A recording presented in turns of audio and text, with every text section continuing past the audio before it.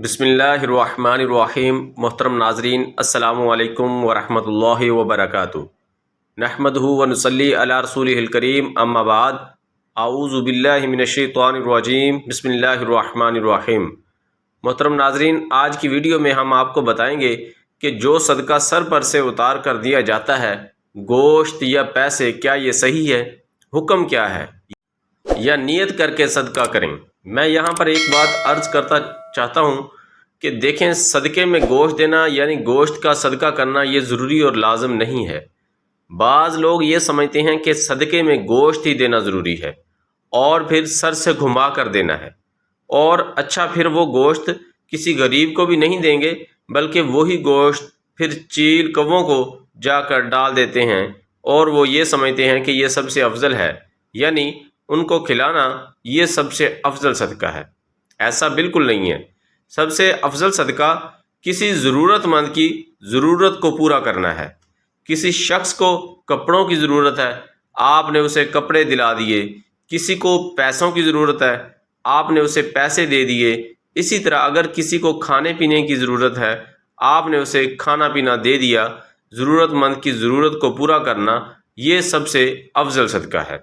गोश्त भी दे सकते हैं, कोई हर्ज नहीं, लेकिन ये समझना कि गोश्त ही देना ज़रूरी है, ये बिल्कुल ही गलत है। आप गोश्त के अलावा भी कुछ देना चाहते हैं, सदका करना चाहते हैं तो कर सकते हैं। पैसे देना चाहें, कोई कपड़े देना चाहें, खाने पीने का सामान देना चाहें, दे सकते हैं, कोई हर्ज नहीं। और इसके लिए ये जो तरीका राइज हो चुका है कि सदका जो है वो सर से घुमा कर देना चाहिए।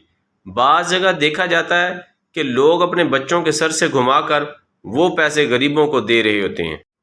तो ये जो तरीका है ये कुरान और सुन्नत से साबित नहीं है, बल्कि ये अवाम ने अपनी तरफ से तरीका बना लिया है और ये राइज हो चुका है। ये नाजायज़ और हराम तो नहीं कह सकते, लेकिन बेहतर भी नहीं है। आमाल का दारोमदार नीयत पर है। आपने किसी को कोई चीज़ दी, आपने नीयत कर ली सदक़े की, बस सदका हो गया। अगले शख्स को बताने की भी ज़रूरत नहीं है, यानी उसको भी बताना ज़रूरी नहीं है कि ये सदका है या ये ज़कात है।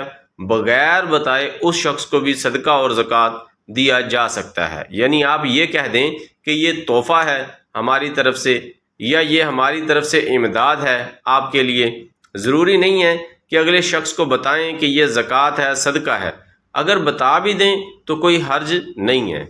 अगर कोई अजीज़ व अकारब या रिश्तेदार को बग़ैर बताए भी दे देता है तब भी जायज़ है। उम्मीद है आपको मेरी बात समझ आ गई होगी। अजीज़ दोस्तों, अगर वीडियो अच्छी लगी तो चैनल को लाइक करें, सब्सक्राइब करें और बेल आइकन बटन को दबा दें, ताकि हर नई आने वाली वीडियो आप तक आसानी से पहुंच सके। अल्लाह हाफिज़।